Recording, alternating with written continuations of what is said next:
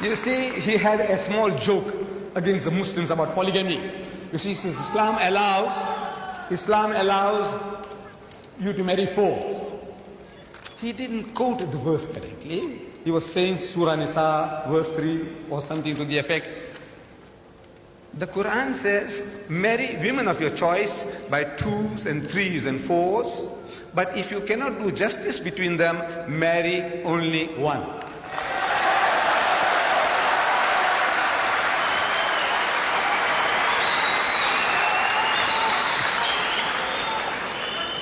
The only religious book, I'm saying the only religious book on the face of the earth, which has this expression, marry only one, is the Quran. There is no other book on earth.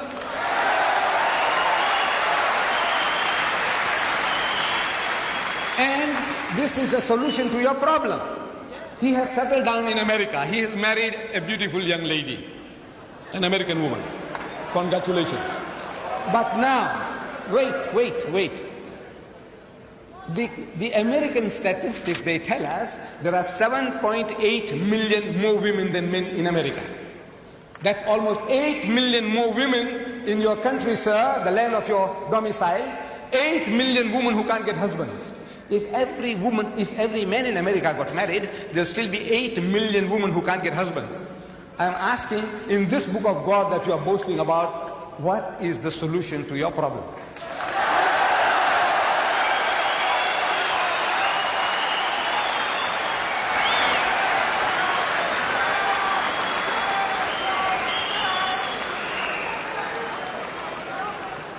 Jimmy Swaggart.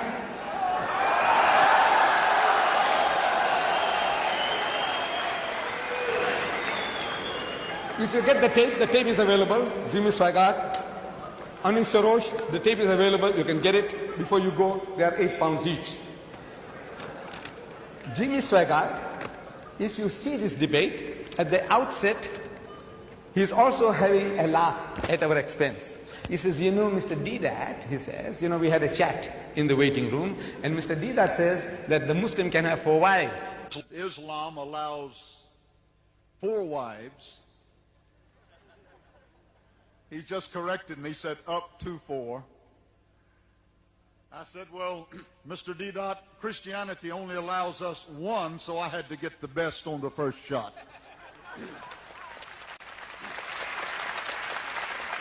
But you see, Christianity allows us only 1. And I had to choose the best.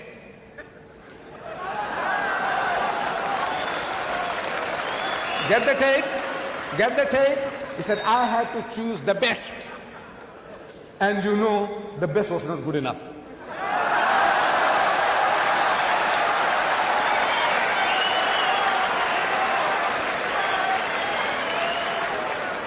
Look. All these tele-evangelists, all one by one, they're all falling. Reverend Marvin Gorman, an evangelist, tele-evangelist, he appears on television, tantalizing millions. He was caught with a prostitute.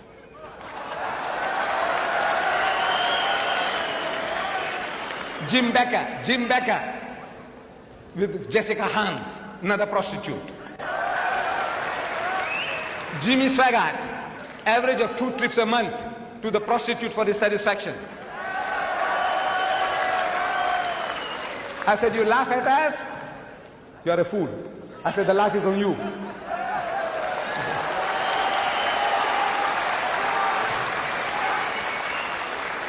You Americans, you have a problem. You Britisher, you have a problem. You French, you have a problem. You Germans, you have a problem. And to these, there are no solutions in your book.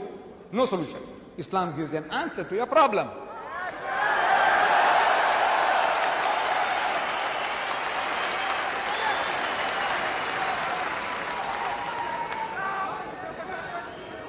Divorce.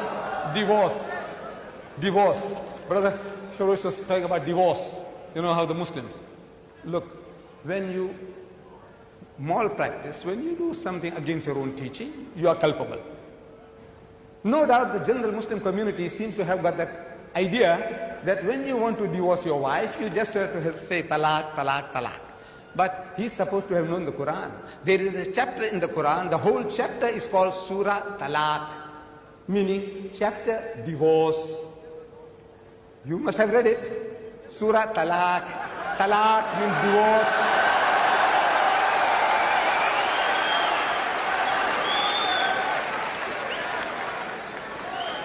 At the outset, Brother Sharosh, he said he has been studying the Quran for 2 years now.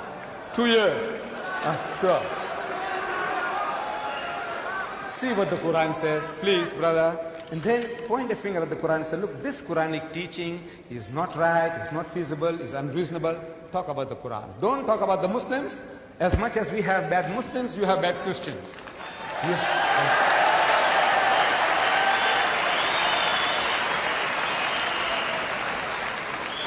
He also quoted a Quranic verse, La ikraha fid din, which means there is no compulsion in religion. Compulsion is worthless. At the point of the gun or the knife, you force somebody to say, read the Shahada, the Kalima, the Creed of Islam, and the man is forced to read. What is it worth? Nothing. There is no compulsion in religion. But the insinuation is that the Muslims were doing compulsion. I said, look, my brother, Sharosh, you are a proof that the Muslims didn't use any compulsion for 1,400 years.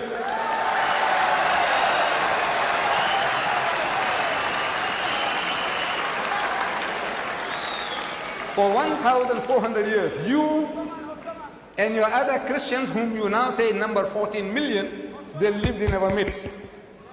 In Egypt, the Muslims have been the overlord of that country for 1,400 years. For a few years, the French came, for a few years, the British came, but overall for 1,400 years, the Muslim has been ruling that land. And yet, today, you can boast there are 10 million Coptic Christians in Egypt. If there was compulsion of any kind, there would not have been a single Christian left in the country.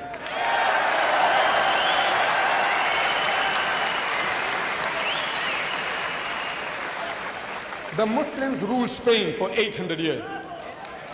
800 years. We, because we failed to deliver the message, we were kicked out. We were kicked out. Shame on us. We didn't fulfill our obligations.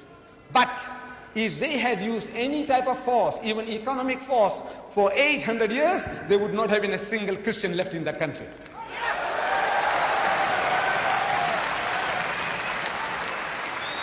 We Muslims, we ruled India for 1,000 years. But after 1,000 years of Muslim rule, eventually when partition takes place, the Muslim gets 1/4, the Hindu gets 3/4. Why? Because we didn't do the job. We didn't use any compulsion.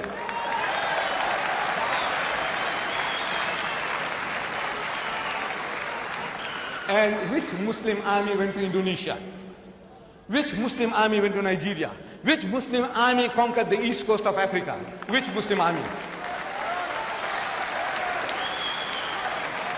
Today, the Britisher and the American, he's coming towards Islam. I want to know what sword? What sword? What sword is the Muslim using? The sword of the intellect. George Bernard Shaw, he said, if any religion has a chance of conquering England, nay Europe, within the next 100 years, so that religion is Islam.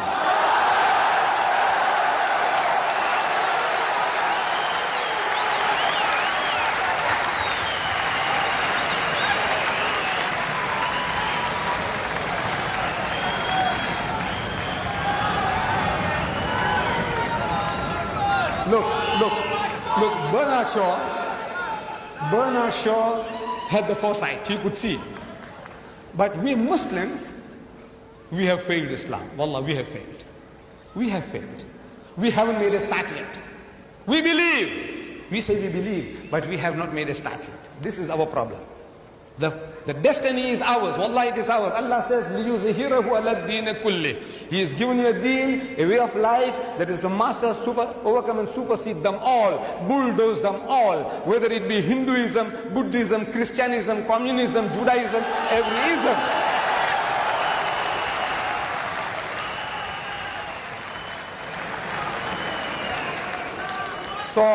Sword. I'm asking, what sword? Thomas Carlyle. Thomas Carlyle in 1840, he delivered a series of lectures here in the UK. In England, Thomas Carlyle, one of the greatest thinkers of the past century. Thomas Carlyle.